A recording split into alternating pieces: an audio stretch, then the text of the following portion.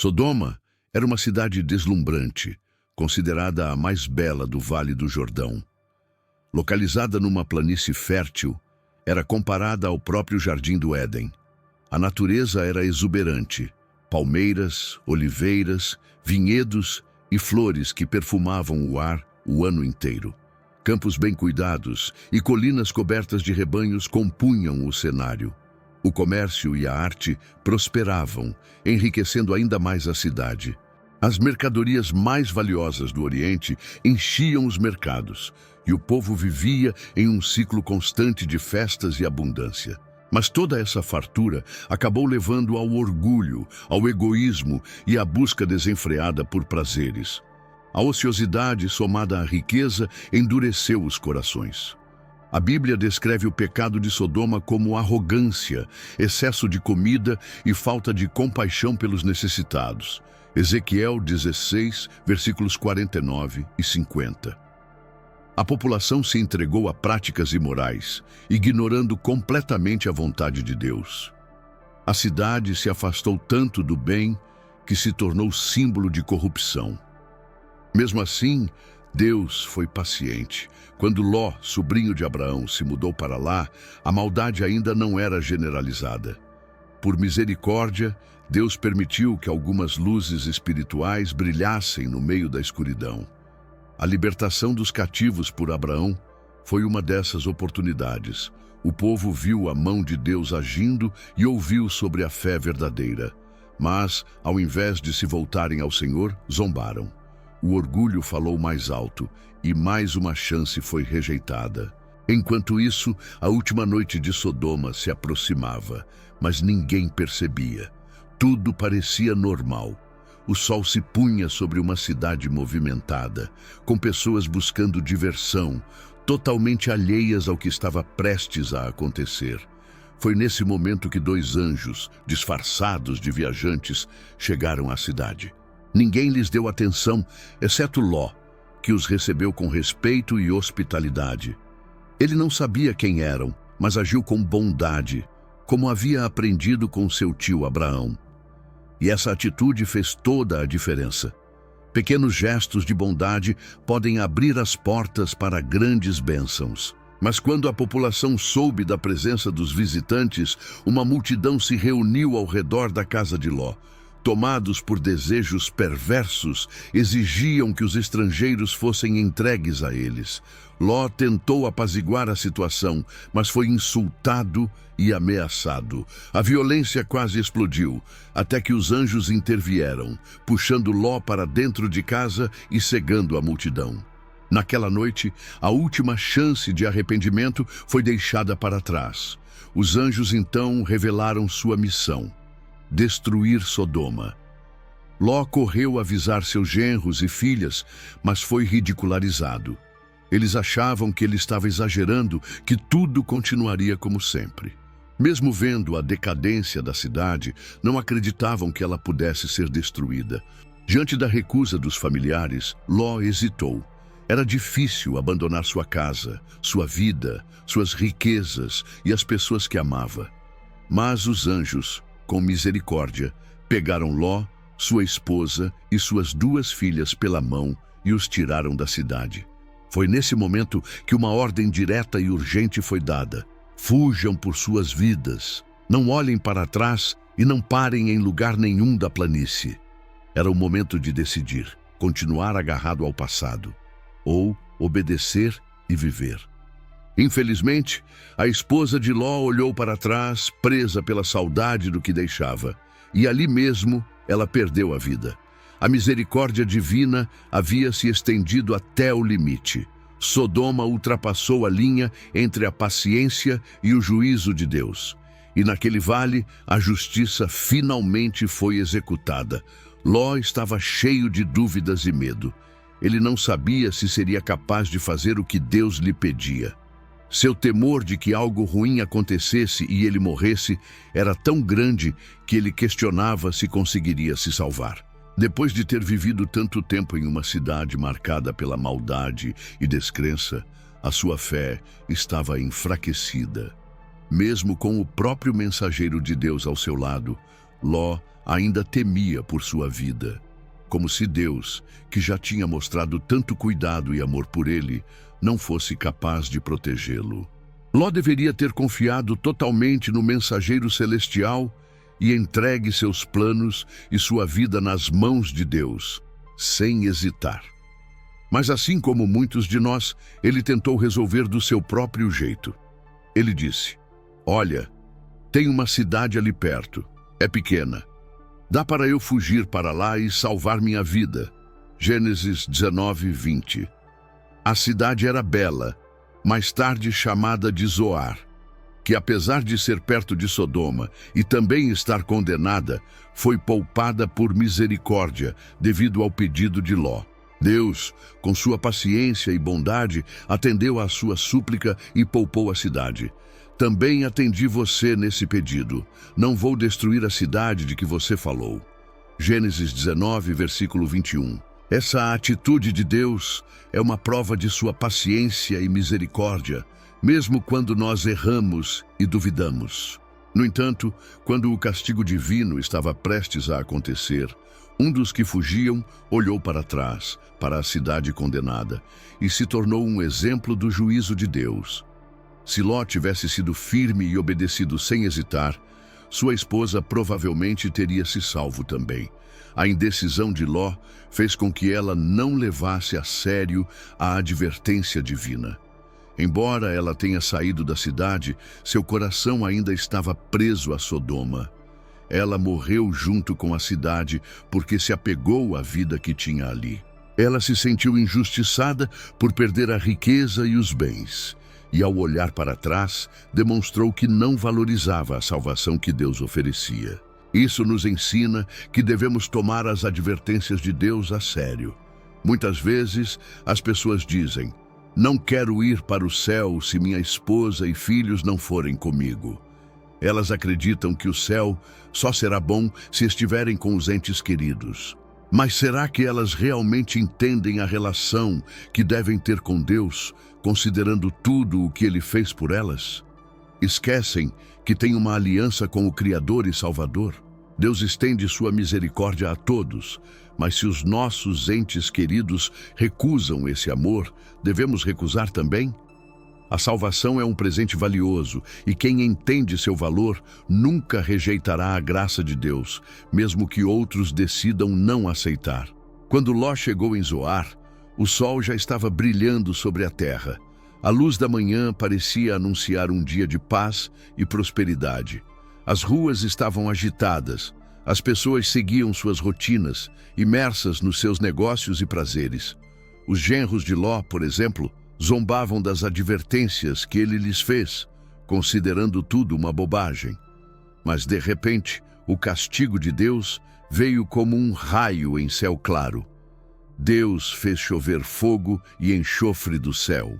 Tudo o que antes era belo e próspero foi destruído. Palácios, jardins, plantações e todos os que zombaram dos mensageiros de Deus. O que antes era um vale fértil virou cinzas e jamais seria reconstruído. A destruição de Sodoma se tornou um lembrete de que, quando rejeitamos a justiça de Deus, enfrentamos consequências irreversíveis. Essa história serve de alerta para nós. Mesmo sendo paciente, Deus tem um limite. Chega um momento em que a graça é retirada e o juízo começa. Jesus afirmou que há pecados ainda piores do que os de Sodoma. Aqueles que rejeitam o convite de arrependimento e continuam ignorando o chamado de Deus são ainda mais culpados. E mais grave é a situação de quem afirma conhecer a Deus, mas nega isso com suas atitudes diárias. A destruição de Sodoma é um aviso, não só para quem vive em pecado escancarado, mas também para quem rejeita a luz e os privilégios que vêm do céu. Jesus disse à igreja de Éfeso: "Tenho contra ti que deixaste o teu primeiro amor. Lembra de onde caíste. Arrepende-te e volta a praticar as primeiras obras." Apocalipse 2, versículos 4 e 5. Cristo nos espera com mais compaixão do que qualquer pai amoroso. Ele nos chama: "Voltem para mim, e eu voltarei para vocês." Malaquias 3, versículo 7. Mas se alguém continuar rejeitando esse chamado, seu coração se endurece e a pessoa se afasta da graça de Deus, caindo em trevas espirituais. Como é triste quando o Salvador, que lutou tanto por uma alma, tem que dizer: deixe-o, ele escolheu seus ídolos. Oséias 4, versículo 17. No juízo, será mais severo para quem conheceu o amor de Cristo e ainda assim escolheu o mundo. Jesus alertou: cuidem para que os corações de vocês não fiquem pesados com festas, bebidas e as preocupações da vida. Senão, aquele dia pode chegar de repente, como uma armadilha para todos que vivem voltados para as coisas do mundo. Por isso, fiquem atentos e orem sempre, para que possam escapar de tudo o que está por vir e estejam preparados para ficar diante do Filho do Homem.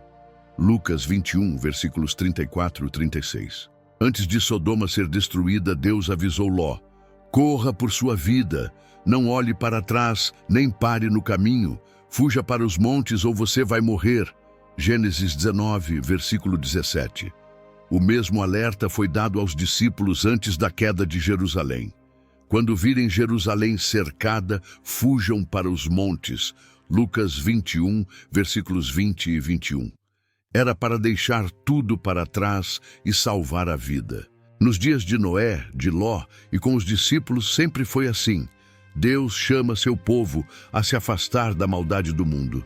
João, em Apocalipse, viu o retrato do mundo religioso dos últimos dias. Babilônia, símbolo da apostasia. E antes que ela seja destruída, Deus chama: sai dela, povo meu, para que você não participe dos pecados dela e não sofra as consequências. Apocalipse 18, versículo 4. Assim como no passado, é necessário que o povo de Deus se separe do pecado. O mundo hoje vive iludido com promessas de paz e prosperidade. Mas Deus nos diz: fuja por sua vida. Enquanto isso, o mundo responde: calma, não precisa se preocupar. No entanto, como em Sodoma, a porta da graça se fechará. Deus não será ignorado para sempre. O dia do Senhor virá com fúria para destruir os pecadores. Isaías 13, versículo 9. A maioria rejeitará a graça e será pega de surpresa pela destruição. Mas quem ouvir o chamado de Deus viverá sob sua proteção, encontrando descanso à sombra do Todo-Poderoso. A fidelidade de Deus será como um escudo, e a promessa para o fiel é: darei a ele uma vida longa e lhe mostrarei a minha salvação. Salmos 91, versículos 1, 4, 16. Ló não ficou muito tempo em Zoar. Assim como acontecia em Sodoma, a maldade dominava aquele lugar, e ele teve medo de que Zoar também fosse destruída. Pouco tempo depois, a cidade realmente foi consumida, como já estava nos planos de Deus. Ló então se refugiou nas montanhas e passou a viver numa caverna. Ele perdeu tudo aquilo que um dia foi tão importante a ponto de levá-lo a colocar sua família em meio a um povo corrompido. Mas mesmo fora da cidade, as consequências da escolha ainda o perseguiam. O comportamento errado de suas filhas refletia a influência negativa que elas receberam vivendo em Sodoma. A convivência com o pecado afetou tanto o caráter delas que já não sabiam mais diferenciar o certo do errado.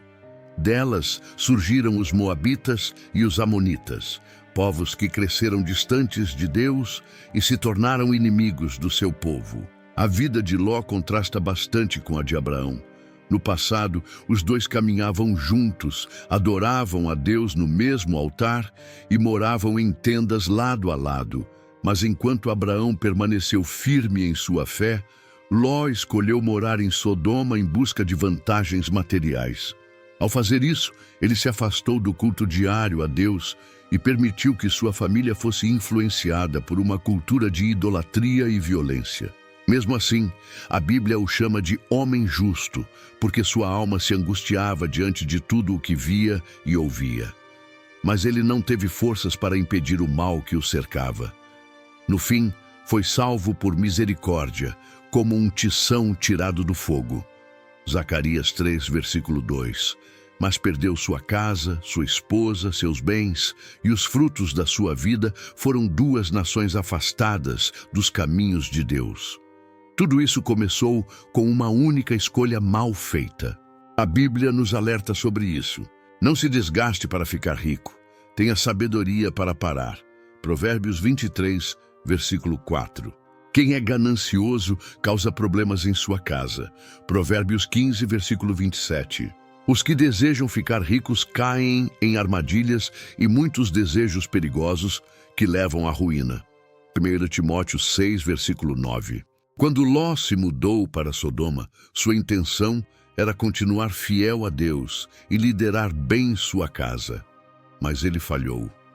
A convivência com os moradores da cidade afetou sua fé, e o envolvimento dos seus filhos com aquele povo acabou aproximando sua família da cultura local. Esse erro ainda se repete nos dias de hoje. Muitas pessoas escolhem onde morar pensando apenas em ganhos materiais. Um lugar bonito, mais próspero, com mais oportunidades. Mas, ao fazer isso, acabam expondo suas famílias a ambientes que enfraquecem a fé e comprometem os valores espirituais. Cercados por influências negativas, muitos jovens perdem o interesse por Deus e seguem caminhos opostos à vontade dele. Deus quer que, ao escolhermos um lugar para viver, pensemos primeiro no tipo de ambiente que teremos ao nosso redor, especialmente para nossa família. É verdade que nem sempre conseguimos viver no local ideal, mas se estivermos onde Deus nos quer, Ele nos dá forças para permanecer firmes, confiando na graça de Cristo. Por outro lado, se escolhemos viver em lugares onde a fé é desprezada e os valores cristãos são ignorados, estamos nos colocando em risco. Podemos acabar afastando a presença de Deus dos nossos lares. Muitos pais, buscando sucesso e status para seus filhos, acabam perdendo o mais importante, a salvação. Como Ló, conseguem escapar por pouco, mas veem seus filhos se afastarem da fé. No fim, todo o esforço da vida parece um grande fracasso. Se tivessem feito escolhas mais sábias, talvez seus filhos não tivessem tanto sucesso aos olhos do mundo, mas teriam garantido um lugar na herança eterna. A verdadeira promessa de Deus para o seu povo não está neste mundo. Abraão, por exemplo, era muito rico, mas viveu como estrangeiro, sem nunca considerar esta terra como seu lar definitivo. Quando sua esposa morreu, ele teve que comprar um pequeno pedaço de terra só para enterrá-la. Sua única propriedade em Canaã foi um túmulo, mas isso não significa que Deus não cumpriu suas promessas. Pelo contrário, a herança prometida não era apenas uma terra aqui neste mundo, mas um futuro eterno com Deus. Paulo explica que essa promessa seria cumprida por meio de Cristo. E todos os que pertencem a Cristo são herdeiros dessa promessa, herdeiros de uma nova terra, livre do pecado e da dor. Gálatas 3, versículo 19, 1 Pedro 1, versículo 4. Um dia, como está escrito, os mansos herdarão a terra, de Salmo 37, versículo 11, e o reino será dado ao povo dos santos do Altíssimo. Daniel 7, versículo 27. Essa era a esperança de Abraão, e é também a nossa. Pela fé, Abraão viveu como estrangeiro na terra da promessa, morando em tendas, porque esperava a cidade com alicerces eternos, cujo arquiteto e construtor é Deus. Hebreus 11, versículo 9 e 10. Todos os filhos da fé estão esperando essa cidade, e enquanto isso, vivem como peregrinos aqui, porque sabem que sua verdadeira pátria não está neste mundo, mas na eternidade com Deus.